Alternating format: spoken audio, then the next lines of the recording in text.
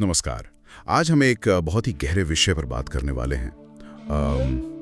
18 महापुराण। हाँ, ये तो ज्ञान का अथाह सागर है बिल्कुल। और हमारे पास 18 महापुराणों का गहन अध्ययन से जुड़े कुछ अंश हैं, तो कोशिश रहेगी भी इनकी बनावट, इनके विषय, इनको थोड़ा समझें। बिल्कुल। और आज हमारा खास ध्यान रहेगा ब्रह्म पुराण पर। ब्रह्म पुराण पर उससे पहले ये जो पुराणों का वर्गीकरण है वो बड़ा दिलचस्प लगता है। सात्विक, राजसिक, तामसिक, हाँ, गुणों के आधार पर। जैसे देखिए, सात्विक में आते हैं ब्रह्म पुराण, पद्म, विष्णु।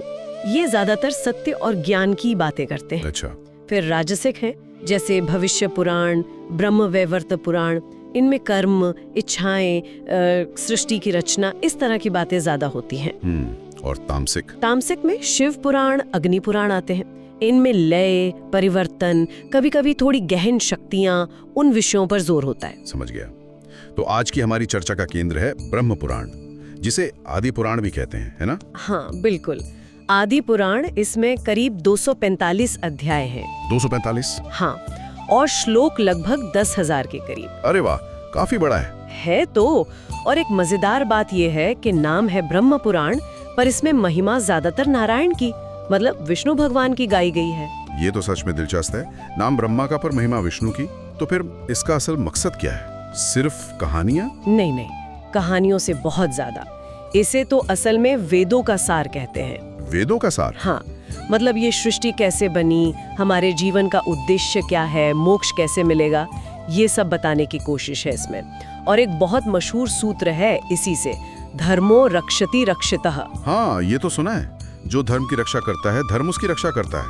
मतलब हमारे कर्म ही वही हमें बचाते हैं। बिल्कुल, जीवन का बड़ा सबक है ये। तो इसकी शुरुआत कैसे होती है? मतलब पहला श्लोक क्या है? शुरुआत बहुत ही मंगलमय है। पहला श्लोक है, नारायणम नमस्कृत्य नरम चैव नरोत्तमम देवीम सरस्वतीम व्यासम ततो जयम मुदीरयेत। सुनने में बहुत प्रभावशाली है। इसका मतलब क्या हुआ? इसका भाव ये है कि सबसे पहले नारायण को, फिर नरोत्तम यानी आदर्श मनुष्य को, देवी सरस्वती को और महर्षि व्यास को, इन सब को नमन करके ही जय यानी इस ज्ञान की गाथा को शुरू करना चाहिए। अच्छा, मतलब ज्ञान पाने से पहले विनम्रता और गुरुओं का सम्मान। बिल्कुल, ये जरूरी है। तो इस नमन के बाद सृष्टि की कहानी कैसे आगे बढ़ती है? एकदम शुरुआत में क्या हुआ? कहानी कहती है कि सृष्टि का आरंभ हुआ ब्रह्मा जी के ध्यान से। वेद आए, मनु, सप्त ऋषि, ये सब प्रकट हुए। पर सबसे पहले ब्रह्मा जी ने अपनी मानस संतानें उत्पन्न की। मानस संतानें मतलब? मन से, बिना शरीर के। हाँ, बिल्कुल। सिर्फ अपने मन के संकल्प से। ये थे 4 कुमार, सनक, सनंदन, सनातन और सनत कुमार। हाँ। एक श्लोक भी है, सनकाधीन ससर जादो तपसा ब्रह्म निर्मलान। मतलब तपस्या से इन निर्मल कुमारों को बनाया। हाँ, और यहीं पर एक मोड़ आता है कहानी में। क्या उन्होंने क्या किया? उन्होंने सृष्टि बढ़ाने में, मतलब इस दुनियादारी में कोई रुचि नहीं दिखाई। उन्होंने तो ज्ञान और वैराग्य का रास्ता चुन लिया। अरे, बिल्कुल शुरुआत में ही वैराग्य। हाँ, ये अपने आप में सोचने वाली बात है कि कर्म से भी पहले ज्ञान और वैराग्य को स्थान दिया गया है। तो ब्रह्मा जी को गुस्सा आया होगा। हाँ, क्षण भर के लिए उन्हें क्रोध आया और उसी क्रोध से रुद्र यानी शिव जी का एक अंश प्रकट हुआ। पर मजे की बात, रुद्र ने भी आगे जाकर तपस्या का ही मार्ग चुना। ओहो, तो फिर सृष्टि आगे कैसे बढ़ी अगर शुरुआती लोगों ने वैराग्य ले लिया? इसके बाद ब्रह्मा जी ने 10 और मानस पुत्र बनाए। मरीचि, अत्रि, अंगिरा, पुलस्त्य, ऐसे 10 ऋषि। अच्छा, ये जाने माने नाम हैं। हाँ, इन्हीं ऋषियों और फिर दक्ष, प्रजापति जैसे मानस पुत्रों से आगे चलकर देवता, दानव, मनुष्य, बाकी सब जीवों की सृष्टि फैली।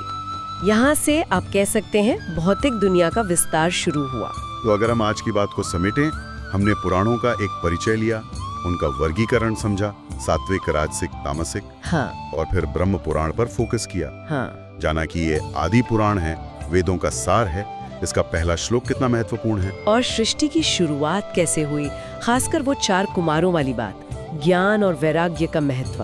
बिल्कुल, वो श्लोक का हिस्सा याद रखने जैसा है। सनकादीन ससर्जा दौ तपसा ब्रह्म निर्मलान। हाँ, निर्मलता और तप का महत्व शुरू से ही।